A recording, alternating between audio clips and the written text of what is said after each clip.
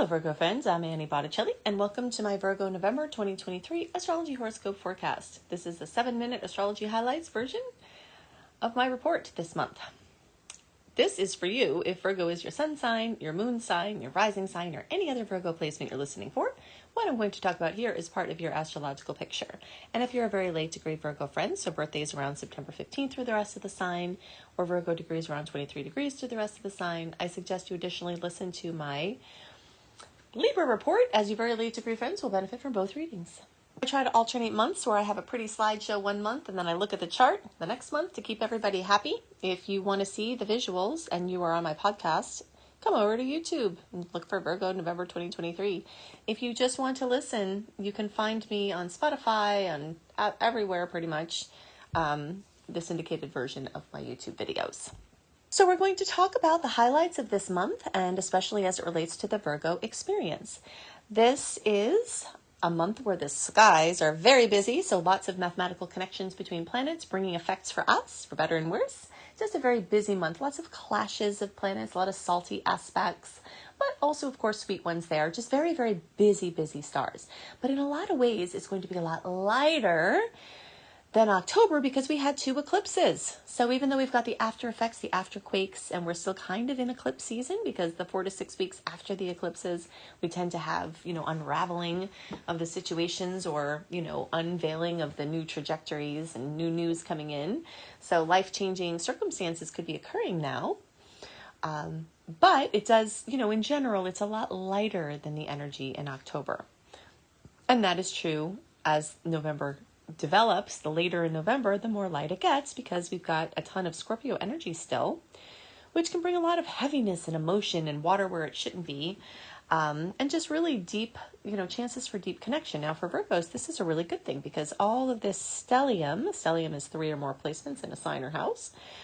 So the Sun, Mars, Mercury, star goddess Ceres, and also November 13th, the new moon at 20 degrees of Scorpio. All of that energy is in a beautiful 60-degree angle for Virgos. So a lot of chances for deep connections, for other people supporting you with their power or resources, or you making that connection for somebody else.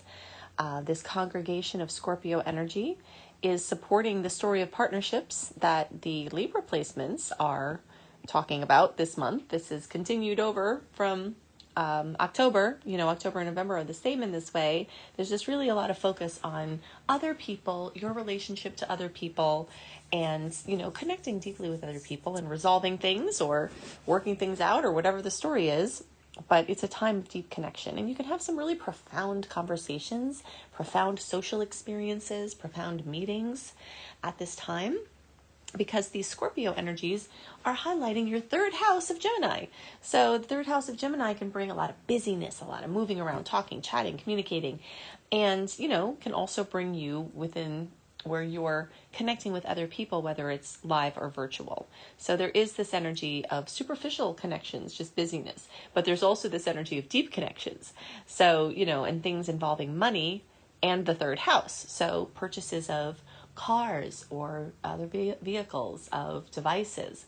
This is all great for this, especially between October 7th and November 25th. We are free of personal planet retrogrades and their shadow periods. Until October 7th, we are in the post-Venus retrograde shadow. And then once November 25th passes and we get to the 26th, we start the Mercury retrograde pre-shadow.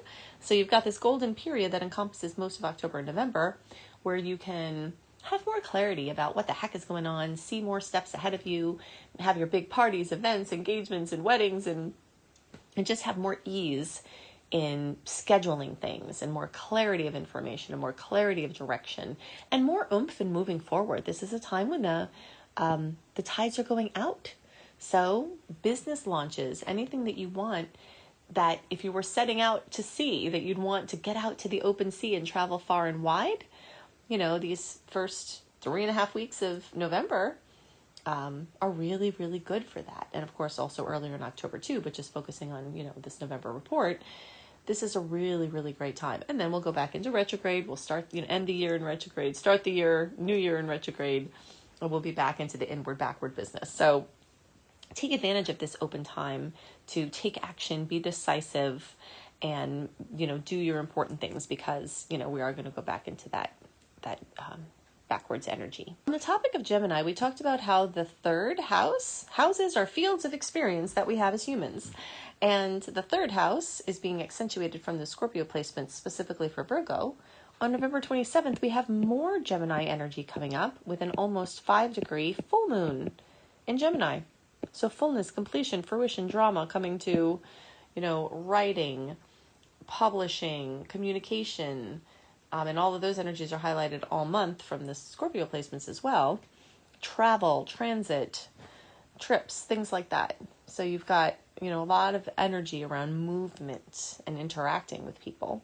And this full moon for Virgos accentuates your 10th house of career and work and your place out in the world. So you, again, may have social opportunities, work meetings, or something important going on where you're being recognized or something comes to fruition or completion at your work. Now, this is a 90-degree angle for you, so it could bring some pressure or tension, or it could just be the hard work it takes to get your thing going.